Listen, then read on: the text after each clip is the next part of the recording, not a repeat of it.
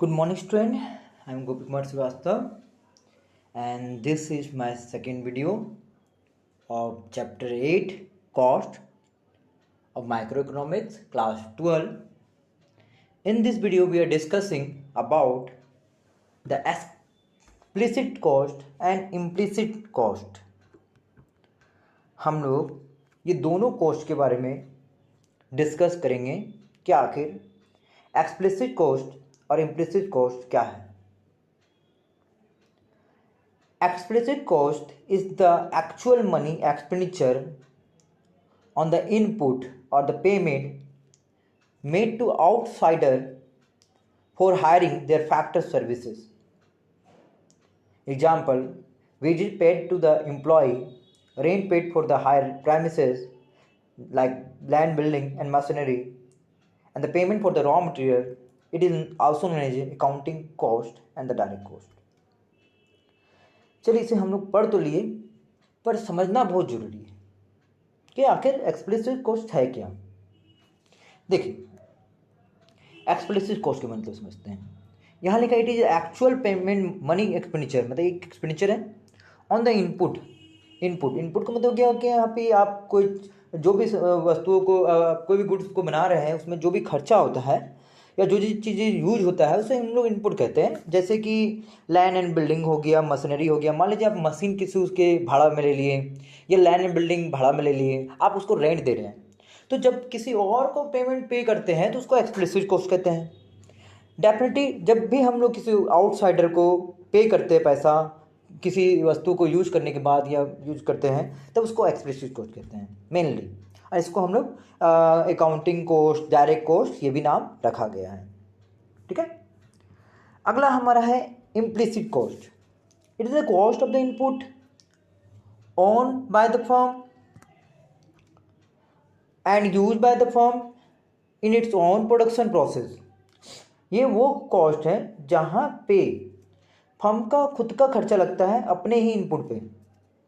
Example, input interest on the capital, जो पूंजी लगाया उस पर इंटरेस्ट एक खर्चा हो गया. Rent of the own land, अपना ही लैंड पे रेंट देना. जैसे कि किस प्रकार से देगा, तो अब मेरा ही मान लीजिए मेरा कोई इंडस्ट्री है और उस इंडस्ट्री में मान लीजिए मुझे पेंटिंग कराना है, रिपेयर कराना है, तो वो भी पेंटिंग कराना, रिपेयर कराना वो भी एक रेंट के रूप में ले लेता है. तो चाहे किसी और का रूम हो, किसी और का लैंड एंड बिल्डिंग हो या आपका खुद का हो, तो आपका भी कुछ खर्चा पड़ता है जिसे आप इम्प्लिसिट कॉस्ट कहेंगे. और इस तरह का कॉस्ट को हम लोग इम्पुटेड कॉस्ट भी कहते हैं. तो बेसिकली आप देख सकते हैं यहाँ पे मैंने दोनों का जो डिफरेंट है उसे भी अच्छे से समझाया है. आप इसे देख सकते हैं, समझ सकते हैं और एग्जाम में लिख सकते हैं difference between the explicit cost and implicit cost.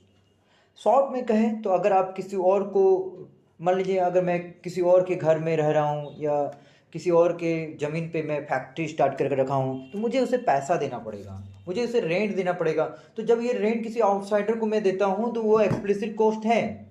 अब मान लीजिए मैं खुद का ही ज़मीन पे फैक्ट्री चला रहा हूँ और मुझे उस पर देना पड़ेगा क्या, रिपेयर देना पड़ेगा, मुझे रिपेयर कराना पड़ेगा, मुझे पेंटिंग कराना पड़ेगा, मुझे इलेक्ट्रिसिटी बिल देना पड़ेगा. तो ये सभी एक रेंट का रूप ले लेता है और ये इम्प्लिसिट कॉस्ट कहलाता है. ठीक है. तो it involve the actual payment on the buying hiring input. मतलब अगर आप किसी तरह प्रकार के इनपुट को हायर करते हैं, जैसे मशीन को, सभी चीज़ें जो प्रोडक्शन के लिए इन्वॉल्व होते हैं उसे हम लोग हमेशा इनपुट कहते हैं. रॉ मटेरियल इनपुट हो गया, मशीन इनपुट हो गया, लैंड बिल्डिंग इनपुट हो गया, सभी चीज़ इनपुट हो गया. और याद रखिएगा जब भी इनपुट पे कोई खर्चा होता है तो हमें उसे पे करना पड़ता है पैसा. ये हमारा डेफिनेटली एक्सप्लिसिट कॉस्ट है. और इम्प्लिसिट कॉस्ट जो हमारे खुद के एसेट पे या कैपिटल पे, पूंजी पे जब लगता है खर्चा, तो वो हमारा इम्प्लिसिट कॉस्ट कहलाता है. So thank you. This video is completed. In the next video, we discuss more about the cost, and the most important cost topic is about opportunity cost, which we discuss in the next video. Thank you. This video is completed. In the next video, we discuss about this chapter.